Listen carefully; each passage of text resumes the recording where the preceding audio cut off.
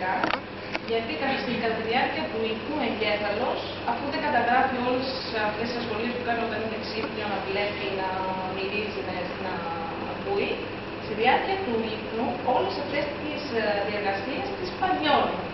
Οπότε συντελεί στη παγίωση της μνήμης και της μάθησης.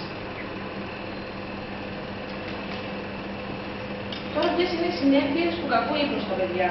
Τι συμβαίνει όταν σε ένα παιδάκι, σε ένα μωράκι, δεν κοιμάται ή ξυπνάει πολλές φορές κατά τη διάρκεια του ύπνου?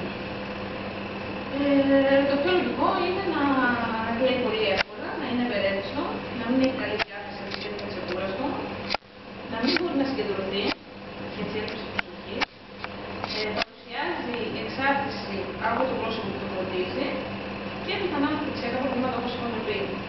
Μεσοπρόθεσμα μπορεί να οδηγήσει σε ένα παιδί το οποίο θα είναι ασφαλές και δειλό.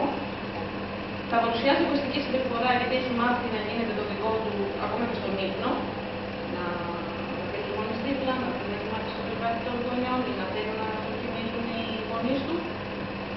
Και από την τόση κούραση και την υπερένταση, γιατί τα παιδιά όταν δεν κοιμούνται είναι σε αντίθεση με τους ενηλίκους που είναι υποτονικοί και κατατονικοί, τα παιδιά όταν δεν κοιμούνται είναι σε υπεδιέλυξη.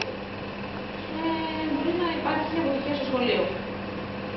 Τώρα, αφού δεν ξεκουράζεται το παιδί και δεν κοιμάται, δεν κοιμούνται ούτε οι γονείς, ούτε και αυτοί ξεκουράζονται.